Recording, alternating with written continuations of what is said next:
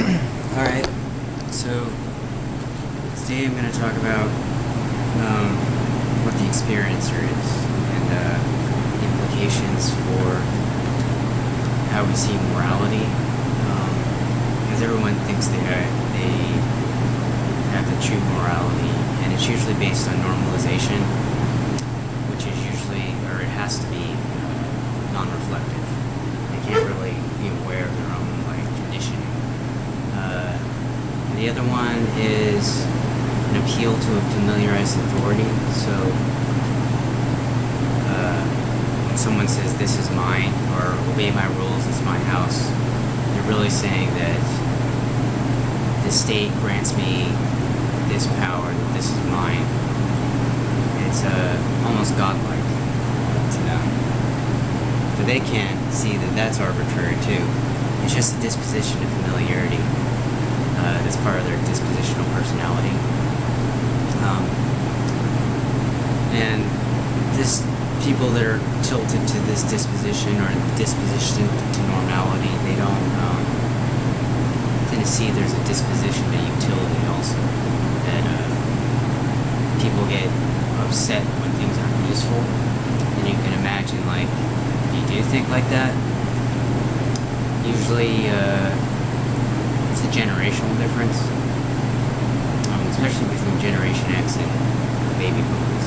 They can kind of butt heads because Generation X is like, why even bother doing that? That doesn't matter. Baby boomers counter, they think that Generation X is lazy. It's just that they don't see the point of doing certain things.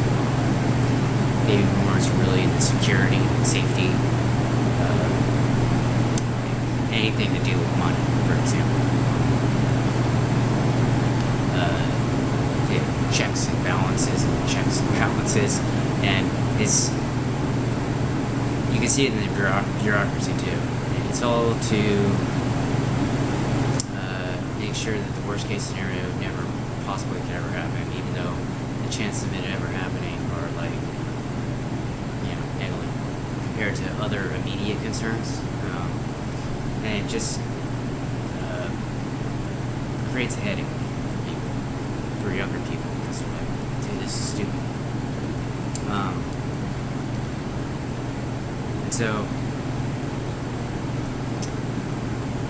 I had an experience when I was 12 years old where I woke up from a nap, and for a split second, I opened my eyes and there was a blank slate. I mean, I could see everything, but the feeling of familiarity was gone. It was suspended for a split second, and then it all uploaded. Very weird. But looking back on it and talking to my friend who had a similar experience on psychedelics where he was able to reduce all experience away, and he said that there was something left over still, even though there was no experience. And so I started looking back on my experience, and I noticed that I think there was something there too. Even though I still had a visual experience, it still felt like there's something watching. But there's nothing there. And from my friend's experience on LSD, we gathered that it's like a feeling of existing. It's prior to the feeling of familiarity, even prior to experience. So this feeling of existing is associated with dispositional personality, and I talked about in previous podcasts how, I said there was 10 components of our dispositional personality, but I think that there's 11. I divided it up into 11 distinct components, and they're all symbiotic. And the thing is all the ideas in this new worldview that I'm presenting get used, even the idea of luck. They're not used in a repetitive way, so the idea of luck is used once, and it's used for the experiencer's relationship to his dispositional personality. So when anyone ever tells you that they worked hard for everything that they have, they deserve all the happiness that they have, and other people don't deserve any happiness because they either were lazy or something like that, it's part of a misunderstanding of what humans are. They think that they have this hidden push from within. One way to check this idea is why do we even ask for reasons for people's actions if we don't actually think those have something to do with explaining? It's really strange. It's like people compartmentalize what they think in the philosophy class and then what they think in everyday life. It's like completely separate, and it's all contradictory.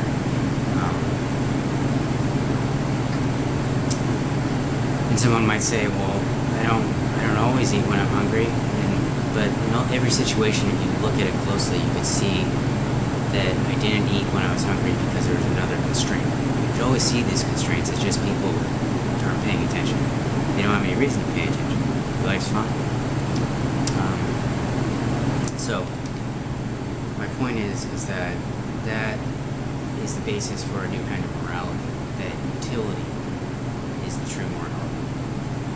That working towards the overall happiness of everyone is only true morality because there's no rationale for why you have this dispositional personality and not another one. It's all luck. And so all your accomplishments are luck. And all your failures are luck. Because everything that you accomplish is because that someone else couldn't, is because in this society you had an advantage.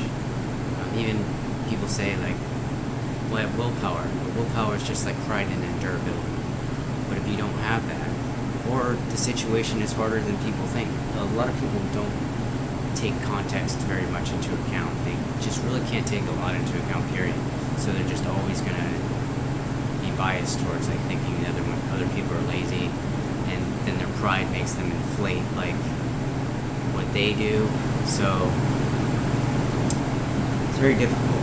People can be really annoying, especially people that have money, because they don't get it. They don't get how easy they have it. They've never worked the grind.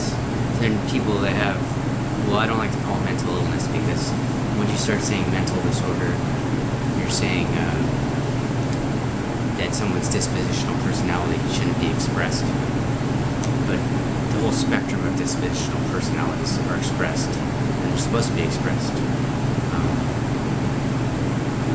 And you're pretty much lucky that you're not them. So, what else do I want to say about that? I think that's all I want to say about that. I want to talk about perception. It's not seen as weird to people that the edges of our perception, I think Wittgenstein's talked about this too. You look at the edges of our visual field and it's all it's like partially defined compared to like an edge that we're looking at within our visual field. And that doesn't trouble people, but like partial definition of like the position of elementary particles moving through a slit does bother people, even though it's a very similar idea.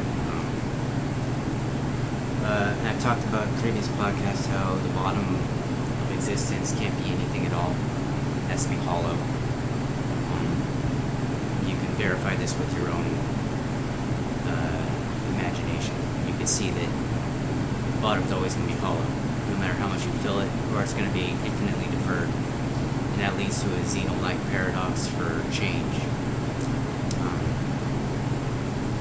That I might talk about in a second, but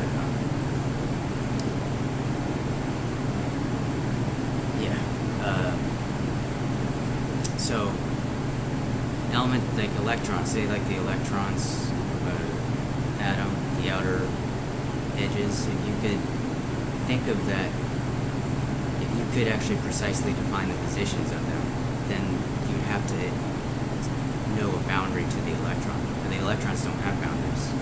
They don't have any dimensionality empirically, so you shouldn't be able to have a precise position between them. I hope that makes sense. If you did, then they would be three-dimensional macroscopic or microscopic objects.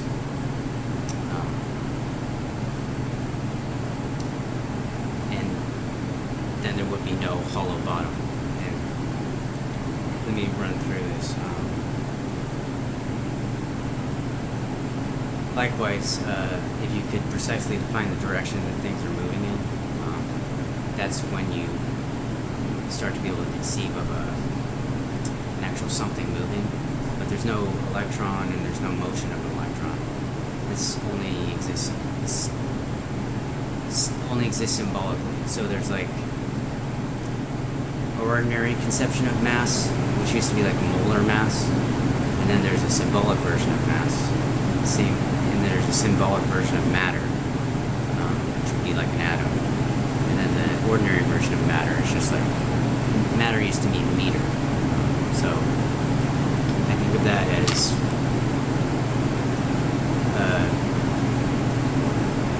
sort of like what's beyond like molecular mass, like where you have combinations of different molecular masses. So, and then the ordinary motion, or changes in position, because I don't really believe in motion. It's discrete changes in position.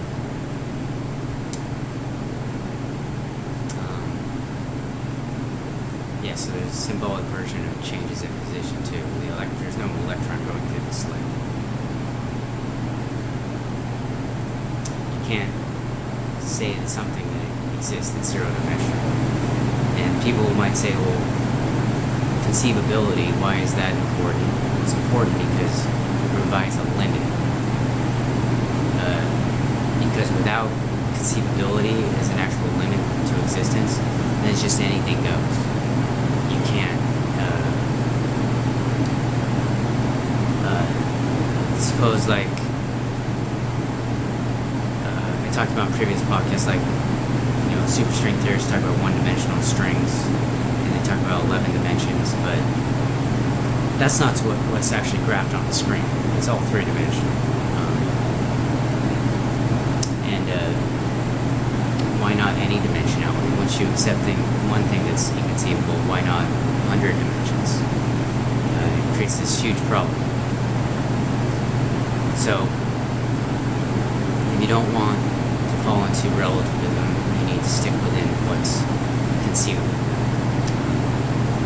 Like having a hollow bottom. And staying within three-dimensionality. Three-dimensionality is actually the only truism, or the fact that there's two uniquely opposing polarizations, negative and positive, within three uniquely perpendicular orientations.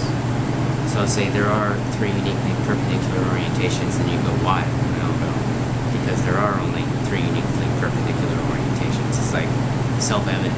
It's the only thing that's self-evident. You can actually derive, with mutual novelty plus three-dimensionality, you can derive the rest of the concepts that build existence. I think I talked about that before, and how mutual novelty breaks down into exclusion and non-exclusion. So, and then that breaks it down into more specific concepts, like repetitive reduction. That's exclusion, and then non-exclusion is non-repetitive non-reduction, or non-reductive non-repetition. And one turns into existence, and the other one just doesn't go anywhere. So it's not that exclusion is being excluded, it's self-excluding. So this sort of avoids the infinite regress problem that philosophers used to worry about. I don't know what they worry about now. They don't really do anything now. because there's nothing being, when you talk about an explanation, suppose you ask for an explanation for exclusion and non-exclusion. An explanation is only relevant when you're talking about why yes rather than no, or why this way rather than some other. So if there's nothing being excluded, exclusion is not being excluded, then it precedes explanation, and that's how you get around the infinite regress problem, like that plagues like any kind of hidden being, like saying God created existence, even though God is something that exists, it's intended as something that exists too, and that creates another set of problems. Then you go, what created God?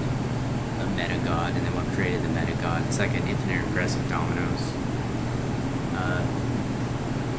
The other thing about that is there's not really a difference in kind between theoretical science and theology, because science is just talking about inanimate hidden mechanisms, like space-time fluid pressing on a planet, which is already in the image of what a planet's made of. They're just trying to get rid of gaps. But as I talked about before, you try to eliminate the gap, you're just going to create a smaller gap. You can verify this in your mind's eye, because pure continuity is not conceivable. There's that conceivability again. And the contraction and expansion of the internal structure of the planet and the medium are both going to fall prey to a Zeno-like paradox unless they both have a hollow bottom, you see? But if they have a hollow bottom, you see, then change has to be discontinuous at some point.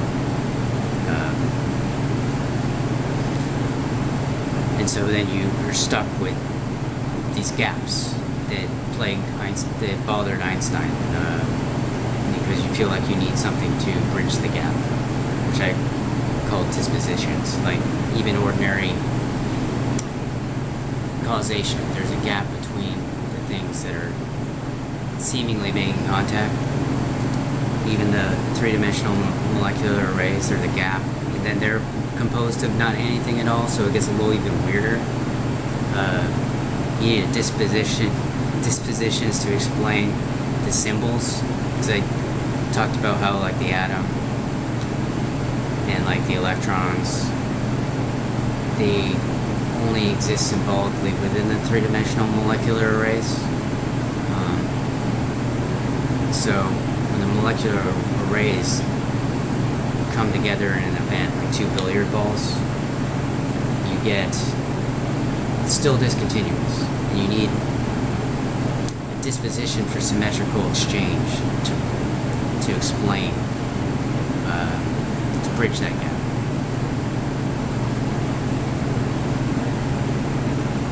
That's connected to the idea of entropy. There really is no such thing as entropy. It's just the symmetrical dispersion of energy. So they invent all these extra terms that they don't really need to do. So when they invent these hidden causal mechanisms, like they can't even explain ordinary causation, let alone like a hidden version of it. And yeah, we're looking for an explanation for existence in total, not hidden things that exist. Because it's just reducing the why question to a how question. How is the new why? You can see it with the Big Bang. They just keep on pushing the how back, trying to defer the why. And then religion tries to answer that, but they just try to answer it with a different kind of how, an animated how. But you see, like, it's got the same problem as the Einstein's hidden medium. Like, it has to have internal structure. So your hidden being would need internal structure, and then that leads to all the same problems. Discontinuous events. So there had to be something outside of God, that's outside of existence, that's explaining the hidden being's movements. You see what I mean? Like, there's no way out of dispositionality. So, what else?